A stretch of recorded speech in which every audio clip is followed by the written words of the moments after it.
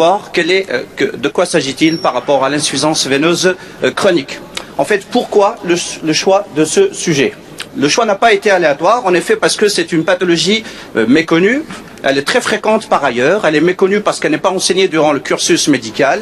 Elle est voire pas du tout diagnostiquée. Et elle est aux conséquences plus ou moins graves. On va le voir par la suite.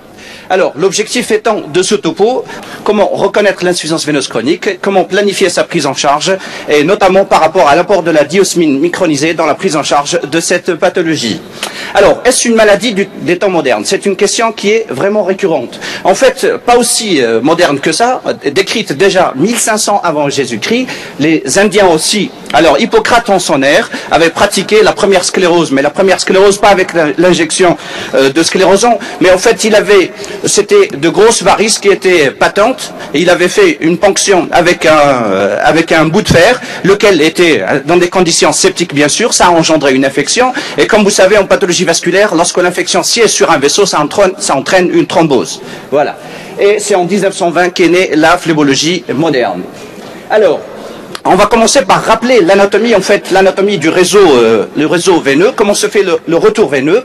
Alors, il se fait via deux réseaux, le réseau profond et le réseau superficiel. Le réseau profond, vous savez qu'il est satellite des artères. Là où il y a une artère, il y a deux veines satellites. Le réseau superficiel, il est fait notamment par la grande veine saphène et la petite veine saphène. Voilà. Comment définir maintenant l'insuffisance veineuse chronique? Alors, l'insuffisance veineuse chronique, elle est définie comme une dysfonction du système veineux. Comment? C'est par incontinence valvulaire. Alors, l'incontinence valvulaire peut toucher soit le système superficiel, soit le système profond, ou encore les deux en même temps, qu'elle soit ou non associée à un obstacle sur les réseaux veineux. Alors, il faut savoir par ailleurs, la question se pose de manière récurrente aussi, les varices. Les varices, c'est la première cause d'insuffisance veineuse chronique. Et c'est quoi des varices? C'est une dilatation qui est permanente et irréversible du réseau veineux superficiel. Et en fait, ça entraîne une stase veineuse, on va le voir par la suite, et ça peut toucher autant le réseau saphénien, ça veut dire la grande veine ou la petite veine, ou encore les tributaires, et ça donne un réseau non saphénien. Alors, voyons maintenant quelles sont les causes de cette insuffisance veineuse chronique. Alors, on avait dit que l'insuffisance veineuse chronique, pouvait toucher soit le réseau superficiel, soit le réseau profond, soit les deux en même temps. Alors, quand elle touche le réseau superficiel, elle engendre ce qu'on appelle communément des varices, soit essentielles, soit secondaires. Secondaires notamment, vous le voyez ici, à une thrombose veineuse profonde. Alors, quand l'insuffisance veineuse chronique, touche le réseau profond, ça peut être d'origine primitive, ça veut dire c'est une incontinence primitive, ou encore une agénésie, absence de valvule dans le réseau veineux, ce qui entraîne cette incontinence valvulaire. Cette insuffisance profonde peut être aussi secondaire, notamment à la phlébite, donc ce qui est appelé thrombose veineuse profonde, dans le cadre de ce qu'on appelle de syndrome post-thrombotique, soit type d'obstruction, soit type de reflux. C'est une entité carrément à part. Alors, si on avait à récapituler, c'est-à-dire l'insuffisance veineuse chronique peut être d'origine soit primitive et essentielle, soit post-thrombotique, et dans ce cas-là c'est secondaire, soit congénitale ou malformative. Alors, est-ce que c'est une pathologie fréquente? Il faut savoir répondre à vos patients. Alors, on va voir, c'est un véritable problème de santé publique dans les pays industrialisés, par ailleurs qu'elle atteint 35% de la population active. Un retraité sur deux en est atteint, et une femme sur deux en est atteinte. C'est ça le véritable enjeu de santé publique. Alors, il faut savoir que c'est une pathologie qui reste méconnue, donc du coup, même la physiologie et la physiopathologie veineuse est méconnue. C'est pour ça que j'insiste dessus. En fait, ça va nous aider à comprendre toute cette pathologie. Alors, le retour veineux, bien évidemment, est assuré via deux réseaux, le réseau superficiel et profond, et bien évidemment, le sang va couler de bas en haut, ça veut dire contre la gravité. Alors, sur le plan physiologique, il faut savoir, c'est très important, que le réseau veineux profond est le principal vecteur, ou le principal chemin pour le retour veineux. Il véhicule 90% du sang veineux, 10% seulement sont véhiculés via le réseau superficiel. Pour cela, le bon Dieu a fait qu'on soit doté de 4 mécanismes qui font qu'on lutte contre la redescente de ce sang, si vous voulez. Il y a la semelle plantaire de Lejar, la pente musculaire du mollet, la course diaphragmatique et aussi le système anti-reflux. Alors, pour le premier, la semelle semelle plantaire de Lejar. La semelle plantaire de Lejar, c'est comme une éponge qui est engorgée de sang, notamment veineux. Quand on écrase cette semelle, le sang va monter vers le haut. Alors, bien évidemment, s'il monte vers le haut, il atteint l'étage du mollet. Il va nécessiter pour cela une bonne mobilité de l'articulation de cheville. Vous voyez, quand on écrase la semelle plantaire, le sang monte au niveau du mollet. Une fois arrivé au niveau du mollet, alors le mollet, il contient des muscles gastro-œnoïdiens qui sont contenus dans une aponévrose qui est inextensible. Et nous, on sait que les veines profondes qui véhiculent 90% du sang veineux sont contenues, sont satellites des artères, lesquelles artères sont contenues dans cette masse musculaire. Alors, une fois, quand on marche, ces masses musculaires, quand elles se contractent, en fait, elles vont agir, comprimer ces veines profondes et propulser le sang vers le haut. Alors, contraction des masses musculaires, ce qui entraîne en fait la chasse du sang vers l'étage du dessus. Alors maintenant, le sang, il est au niveau de la cuisse, entre guillemets. Vous savez que tout ça se passe en même temps, j'ai essayé de fractionner pour que vous ayez une bonne compréhension. Alors, la course diaphragmatique maintenant. Alors, à l'expiration, il faut savoir qu'à l'expiration, vous voyez ici, l'expiration, le diaphragme remonte, ça crée une pression négative à ce moment-là. Et comme le sang se trouve en quantité de pression positive ici, il passe de la cuisse vers la veine cave inférieure. Et à l'inspiration, quand le diaphragme redescend, il entraîne une hyperpression, ce qui fait que le sang passe de la veine cave inférieure vers l'oreillette droite et on aura fini notre retour veineux si vous voulez. Bien évidemment, vous imaginez que pendant tout ce périple, alors s'il n'y a pas des valvules anti-reflux, le sang aura tendance à redescendre. C'est pour ça que le bon Dieu a fait qu'on ait des valvules, regardez, qui sont continentes. Elles laissent passer le sang, en l'occurrence de bas en haut, mais pas de haut en bas. Et c'est ce qu'on appelle en fait le flux sanguin. Le flux sanguin, c'est par rapport au reflux. Quand le sang redescend, on appelle ça le reflux. Vous voyez ici, la pression, c'est très important, la pression veineuse à l'état physiologique. Regardez le confluent principal qui est la veine cave inférieure, on est à plus 22 mm de mercure. Mais regardez au niveau de la cheville, c'est plus 90 mm de mercure, c'est énorme au niveau de la cheville, et ceci à l'état physiologique, sans qu'il y ait une incontinence. On continue. Mais alors, que se passe-t-il ? Il y a plusieurs hypothèses qui ont été émises pour essayer, si vous voulez, d'expliquer ces phénomènes de varices. En fait, il y a l'hypothèse génétique, parce qu'en fait, maintenant, on sait que la maladie variqueuse est une maladie héréditaire. Voilà. L'hypothèse hémodynamique, c'est les facteurs qui aggravent, qui augmentent la stase veineuse au niveau de ces... Maintenant, on sait, à l'état physiologique, c'est 90 mm de mercure. Alors, si surajoute à cela une hyperpression veineuse chronique, vous avez, alors les pressions vont monter bien au-delà. L'hypothèse pariétale, c'est, bien évidemment, il y a une altération chimique de la paroi et des valvules qui font que ces valvules deviennent incontinentes et du coup refluentes. Mais en fait, ce qui se passe, c'est la véritable explication est mal appréhendée et c'est surtout l'intrication de tous ces mécanismes qui pourraient expliquer l'éthiopathogénie de cette insuffisance veineuse.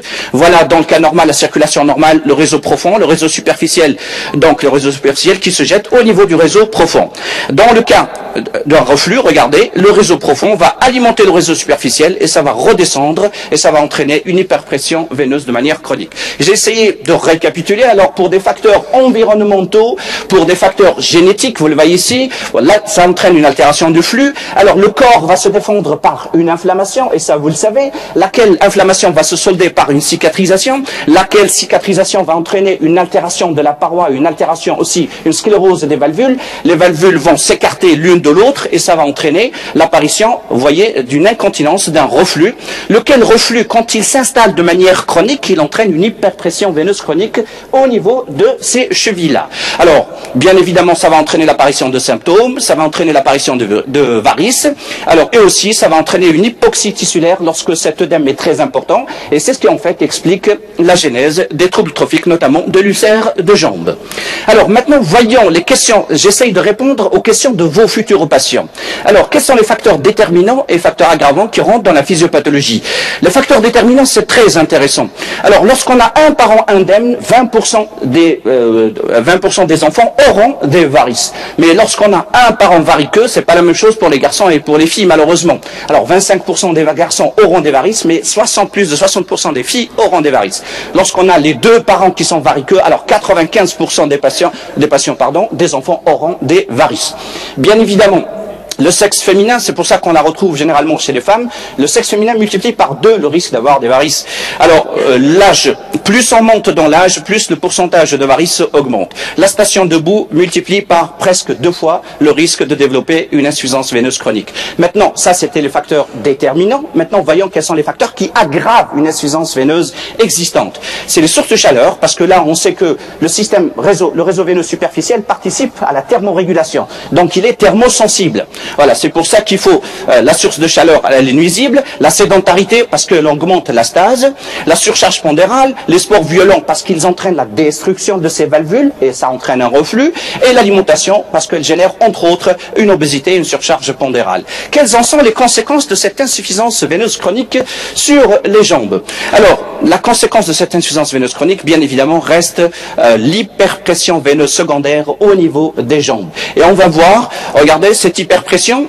Maintenant, on sait que lorsqu'il y a une hyperpression, ça veut dire que les pores qui se trouvent au niveau des parois veineuses vont augmenter de diamètre, laissant s'extravaser, sortir l'eau en premier. Lorsque l'eau sort au niveau de l'interstitium, ça définit l'œdème.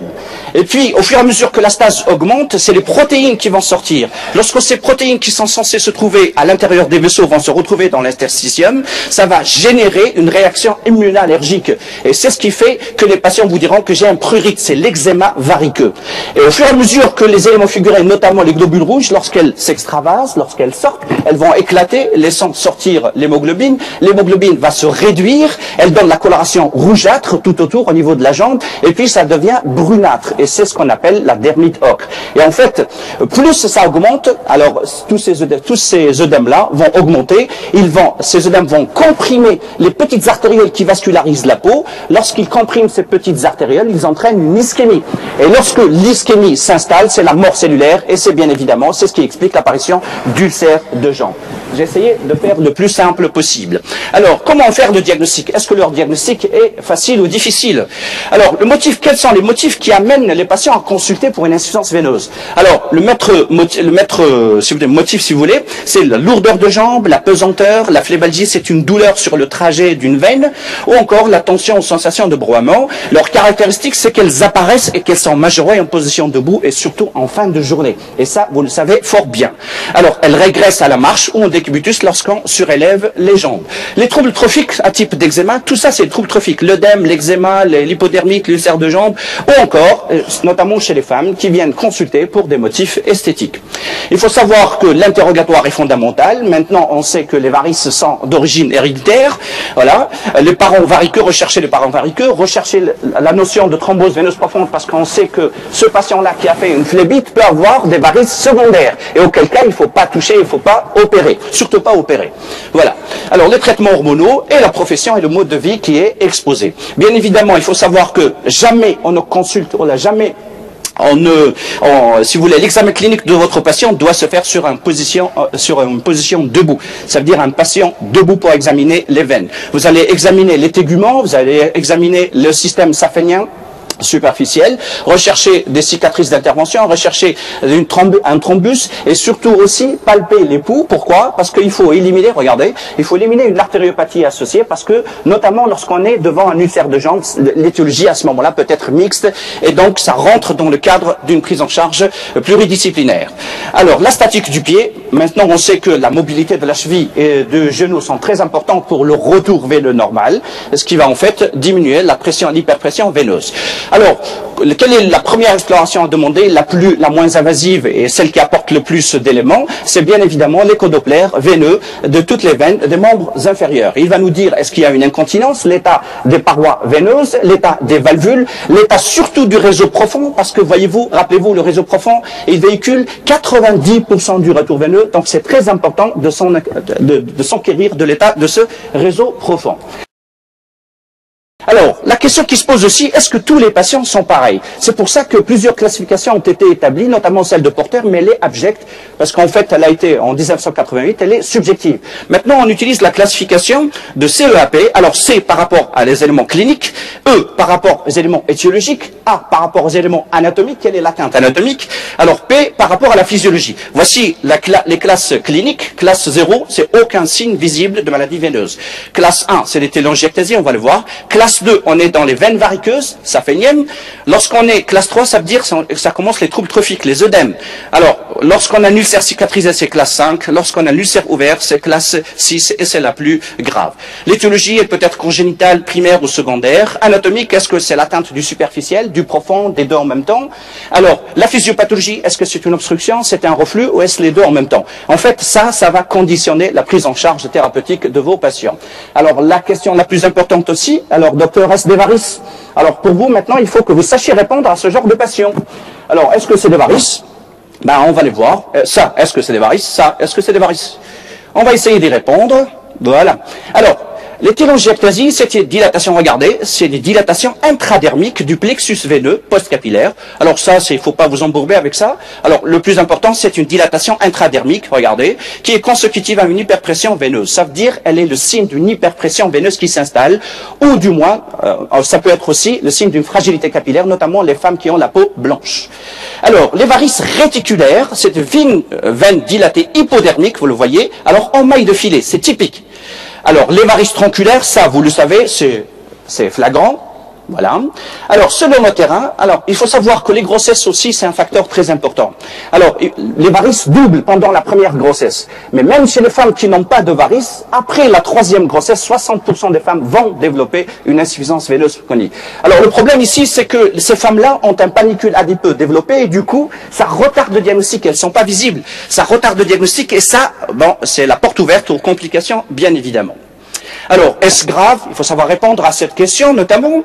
Alors, c'est une maladie. Il faut savoir par ailleurs, la maladie variceuse n'est pas une maladie ponctuelle. Ça veut dire qu'on ne traite pas et on laisse partir le patient dans la nature. C'est une maladie qui est chronique, elle est évolutive, elle évolue pour son propre compte. On va le voir. L'évolution, elle est variable en fonction du temps, en fonction de l'individu, en fonction de la génétique. Personne ne pourra dire ou prédire que ce patient ou cette patiente va évoluer vers tel ou tel stade. Alors, sans prise en charge, par contre, ce qui est sûr, sans prise en charge, ça va inéluctablement aboutir à des complications. Quelles sont maintenant les complications? Il y a deux genres de complications. Les complications aiguës, bien évidemment, et les complications chroniques. Complications aiguës, alors il y a une règle dans le corps. Lorsque les veines sont dilatées, il y a une stase veineuse, le sang va coaguler. Si le sang coagule dans une veine, c'est une thrombose. Là, en l'occurrence, il s'agit de veines superficielles. Ça veut dire que c'est une thrombose veineuse superficielle. C'est vrai qu'elle n'a pas la même signification qu'une thrombose veineuse profonde, mais toujours est-il qu'il faut s'en méfier.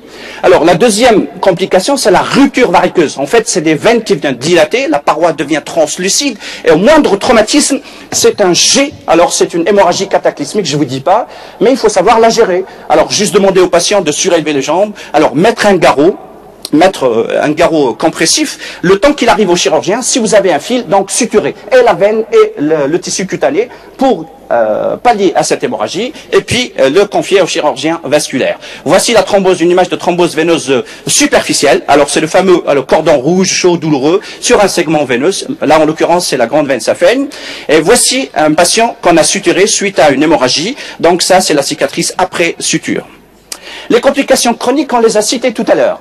Alors, la première complication, c'est l'œdème, à cause de la sortie d'eau. La deuxième, c'est la sortie de protéines, donc réaction immunologique, donc c'est l'eczéma variqueux. La troisième, c'est la sortie, c'est la dermite ocre. Vous la voyez ici, hypodermite, la dermite ocre. Et puis, alors, au final, c'est l'ulcère de jambe. Vous le voyez ici, regardez l'œdème, regardez ici l'eczéma variqueux, regardez ici la thrombose veineuse superficielle, et l'œdème, regardez la dermite ocre, c'est la coloration brunâtre, noirâtre, alors tout autour d'un ulcère.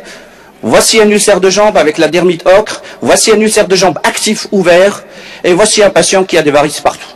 Abonnez-vous à la chaîne Poster Vision et cliquez sur la cloche pour recevoir la prochaine vidéo sur la conduite à tenir devant les varices des membres inférieurs et comment les prévenir. À bientôt.